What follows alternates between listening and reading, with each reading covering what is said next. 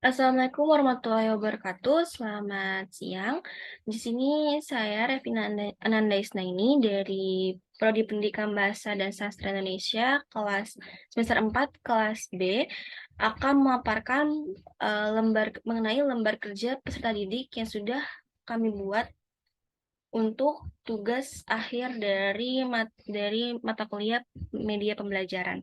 Di sini kami kelas B membuat media pembelajaran yaitu tentang lembar kerja peserta didik bahasa Indonesia yang diambil dari bab 5 dan bab 6 di buku paket bahasa Indonesia kelas 7 kurikulum Merdeka. Di sini uh, saya akan sedikit memaparkan mengenai apa aja sih yang ada di dalam LKPD yang sudah kami buat ini. Sebelum itu, untuk adik-adik atau teman-teman bisa mengisi dulu nama, kelas, dan nomor di lembar kerja peserta didik ini. Baik, di sini kami juga menjelaskan atau memberikan sedikit materi mengenai bab kelima dan bab keenam. Nah, di bab kelima ini membahas mengenai bacaan fiksi, non-fiksi, dan bergambar.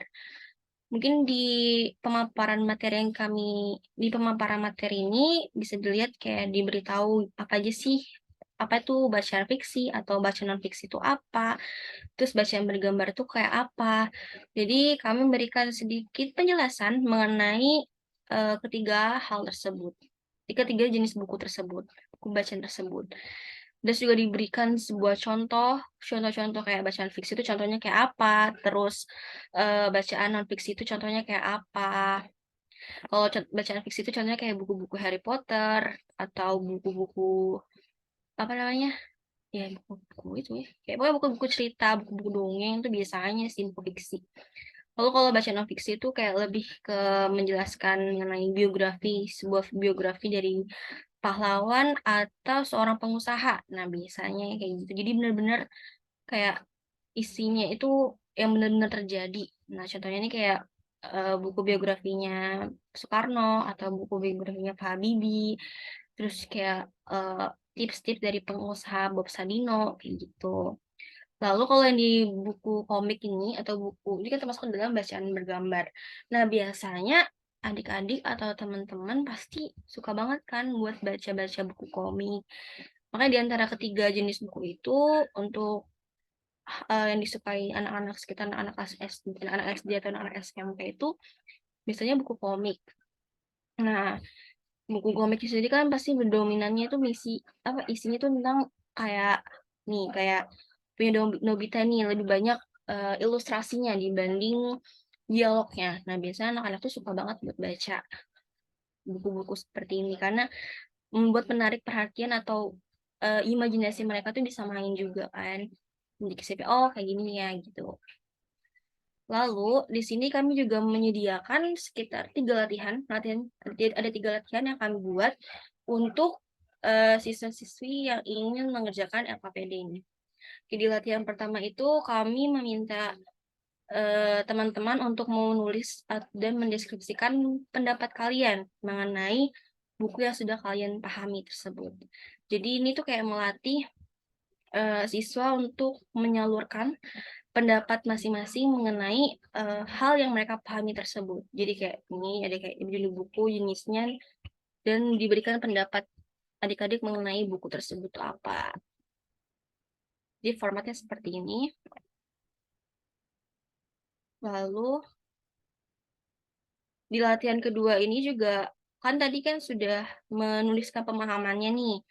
Nah, secara singkat mengenai buku yang sudah dibaca tersebut.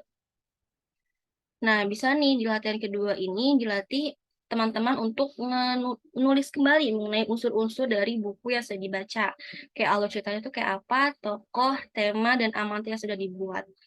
Jadi didapatkan jadi kayak formatnya seperti temanya dulu apa itu, terus jumlah tokohnya berapa, dan bagaimana sih isi cerita buku itu. Jadi untuk siswa-siswi atau teman-teman bisa menuliskan kembali mengenai unsur-unsur yang ada di dalam buku. Karena apa sih kalau sudah membacanya dan memahaminya pasti bisa mengetahui unsur-unsur yang ada di dalam buku tersebut.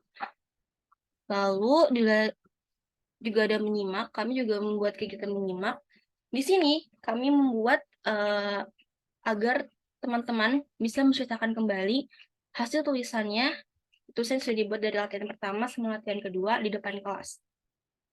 Nah, itu buat melatih kepercayaan diri para murid. Jadi kayak benar-benar buat ngelatih mereka tuh bisa bicara di depan kelas. Nah, setelah membacakan atau menceritakan hasil tugasnya, tuh teman-teman juga saya tuh bisa memberikan pertanyaan kepada teman-teman yang lain mengenai tulisan yang sudah dibuat. Nah, baru ada juga nih berdiskusi. Di bagian diskusi ini bisa didiskusikan bersama bagaimana pendapat dari teman dan gurumu.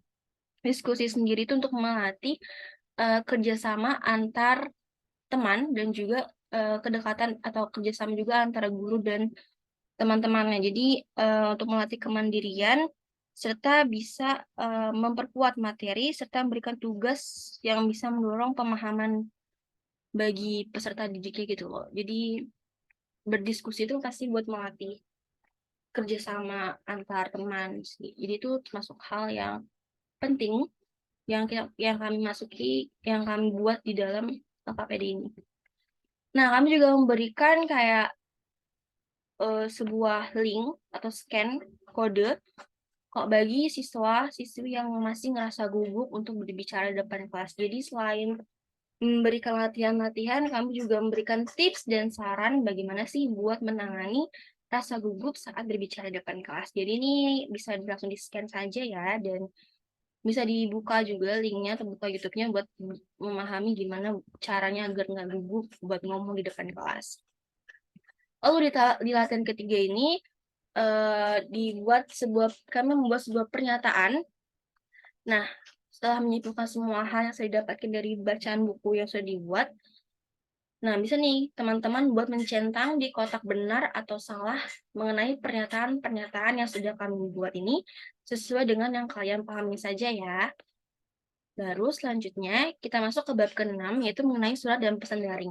Di sini materinya kita mengambil sedikit materi, yaitu mengenai penjelasan tentang surat, terus bentuk surat resmi itu kayak apa, bentuk surat pribadi itu kayak apa, habis itu juga cara menulis surat menyurat yang baik dan benar itu kayak apa. Jadi kami memberikan sedikit materi tentang surat menyurat itu seperti apa.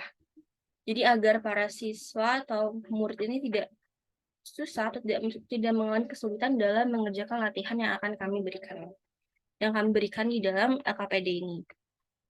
Tapi teman-teman bisa buat nyari atau mencari referensi lainnya yang ada di modul atau di referensi-referensi yang ada di website, yang ada di Google, itu bisa kalian cari, dapatkan, di situ lebih lengkap lagi agar teman-teman bisa memahami mengenai materi bab 6 ini. Ini kayak surat pribadi, ya kan? Terus juga tentang kayak pesan daring itu kayak apa, dan kalau bisa untuk pesan daring ini kan menggunakan media gadget atau telepon pintar. Memintalah untuk bantuan kepada orang tua atau guru kalian untuk bisa mempraktekannya. Begini ya contohnya. Lalu latihan pertamanya, saatnya berlatih dalam membuat dan menganalisa surat resmi dan pribadi. Jadi kamu meminta kepada adik-adik atau teman-teman untuk membuat surat resmi kepada guru dan surat pribadi untuk teman. Ini melatih agar kalian paham nggak sih sama materi tersebut. Jadi ini kayak gini ya, sesuai kalau surat resmi itu isinya apa aja dan surat pribadi itu isinya apa aja. Kalian buat, terus kalian diskusikan juga ke teman-teman dan ke guru kalian. Jadi itu ya itu membuat melatih kerjasama dan saling menyalurkan pendapat masing-masing juga sih kalau dilihat gitu. Nah, habis itu setelah ditulis kan, setelah membuatnya kan bisa juga menganalisis atau menganalisa surat yang sudah kalian buat itu. Untuk hal ini kalian bisa mengikuti arahan dari guru dan harus kalian simak dengan baik. Nah, di latihan ketiga ini eh soal yang tiga ini lebih ke pesan daring kan. Kalau kalian sudah membuat surat menyurat di latihan pertama dan kedua, di latihan ketiga ini kalian menggunakan pesan daring sebagai komunikasi. Kalau untuk pesan daring ini minta bantuan saja kepada orang tua ataupun ke guru untuk diberikan arahan dalam penggunaan gadget atau telepon pintar yang baik dan benar. Jadi kalian harus menyimak arahan-arahan guru mengenai eee, gimana sih pesan daring yang baik itu gimana, nah, agar teliti. Dia agar penggunaan pesan daring itu lebih mudah, nggak sulit. Jadi biar sesuai gitu loh, nggak yang sembarangan. Nah, itu saja LKPD yang sudah kami buat. Diharapkan LKPD yang kami buat ini bisa melatih kemandirian serta, serta agar peserta didik itu bisa memahami materi-materi yang udah diajarkan selama pembelajaran ini. Jadi, KPD yang kami buat ini diharapkan memang, apa ya, agar bisa melatih melatih kemandirian serta agar siswa-siswi ini bisa menyalurkan pendapat mereka masing-masing. Jadi nggak kayak terpatok dengan apa ya, kayak dengan buku doang gitu. Jadi kayak bener-bener sesuai sama apa yang ingin mereka jelaskan atau yang ingin mereka sampaikan. Itu melatih ya jadi kan melatih kemandirian serta juga, diskusi sendiri untuk melatih kerjasama antar teman. Nah, diharapkan seperti itu bisa menjadi pembelajaran bagi adik-adik dari kelas 7 SMP, SMP kelas 7 diharapkan bisa paham mengenai LKPD SMP ini. Jadi sekian pemaparan sedikit pemaparan yang sudah saya jelaskan. Mohon maaf bila ada salah kata. Saya Revina Nesneni. Wassalamualaikum warahmatullahi wabarakatuh. Sekian dan terima kasih.